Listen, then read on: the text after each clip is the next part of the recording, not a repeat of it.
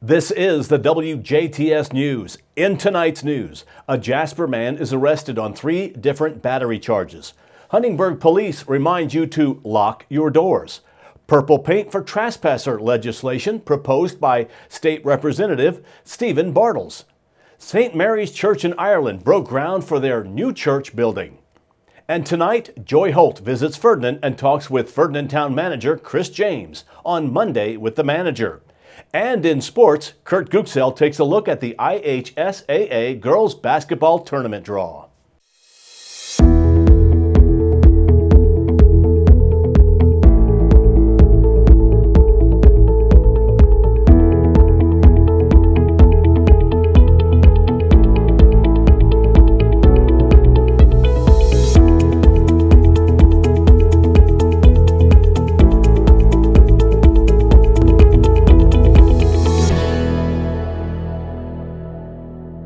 Good evening. I'm Bill Potter with the WJTS News.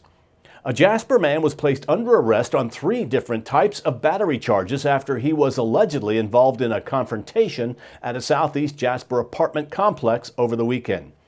Police arrested 35-year-old Wilfredo Hernandez Gonzalez of Jasper Saturday after he allegedly battered 3 people. He was taken to and booked into the Dubois County Security Center on a misdemeanor and felony counts of aggravated and domestic battery.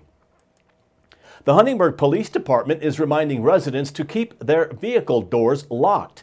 In a statement released on the Huntingburg Police Department's Facebook page on Sunday, police stated that over the weekend, beginning Friday, that they had received reports of at least 5 vehicles being broken into. Victims of the vehicles advised Huntingburg police that their vehicles were left unlocked at the time of the incidents. Huntingburg police would like to remind everyone to lock your vehicles and say that if you give a criminal an opportunity, they will take it. Police added that it doesn't end at vehicles being left unlocked. It goes for your homes as well, garages and other outbuildings.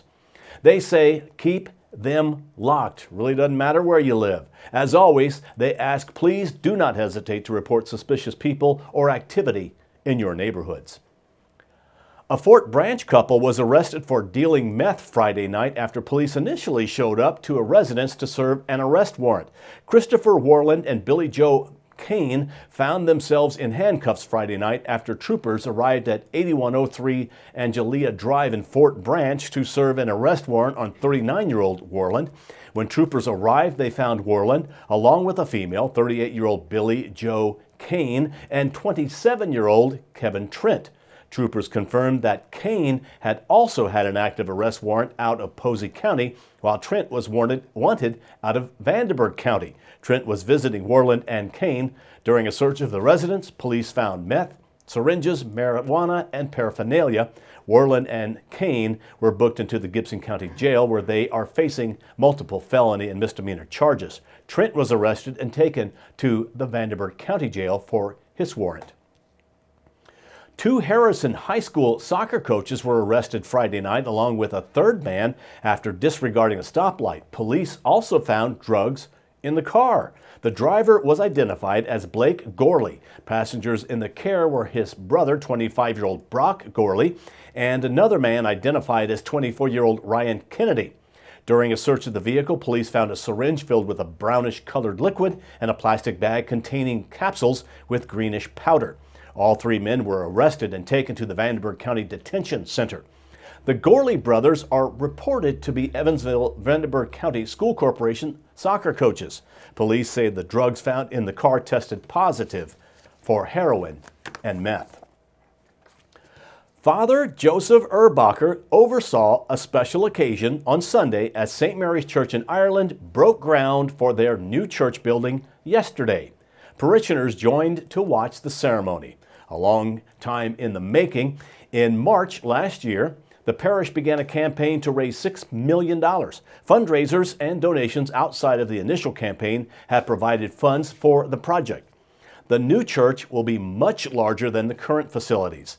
At 14,000 square feet, seating in a new church will almost double. The construction site of the future church will be on parish property just west of the current building.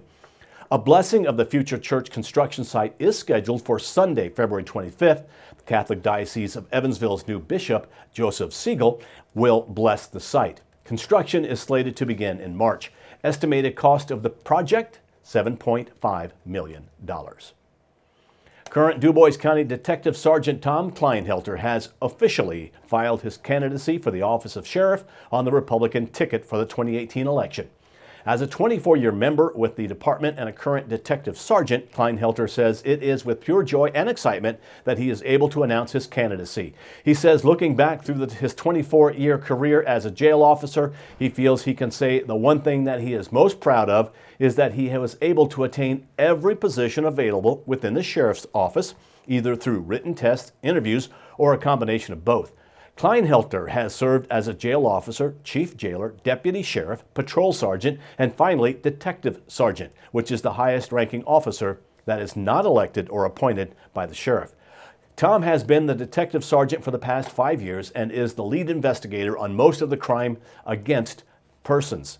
He also supervises the evidence room as well as the narcotics officer. Kleinhelter has been an active member of numerous boards and organizations throughout his career, including the Drug Court, the Community Correction Advisory Board, the Child Advocacy Center, and is a certified Indiana Law Enforcement Academy training officer. He is also a member of the Knights of Columbus and is a licensed official for the Indiana High School Athletic Association for baseball and basketball.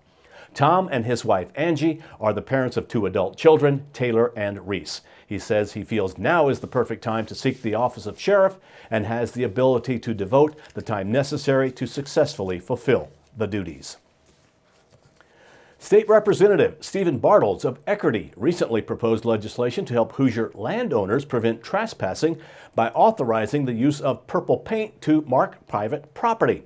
Bartles says under the proposal, property owners would be able to designate private property by using purple markings on trees or posts around the area where entry is denied. Bartles said under the legislation, a purple paint perimeter would serve the same purpose as a no trespassing sign. He says the proposal would give landowners, including farmers, another tool to mark off their territory and protect their property from trespassers. He says oftentimes no trespassing signs come up missing due to theft, wind, or fading. And without a posted sign, it is nearly impossible for a landowner to prosecute if someone trespasses on their property. He says recognizing purple paint as a no trespassing marker would provide individuals with a second level of protection in these cases. Bartles says there are currently 12 other states with purple paint laws, and 3 more are considering adoption similar legislation. House Bill 1212 has been assigned to the House Committee on Judiciary. Visit igai.in.gov to learn more about the legislation.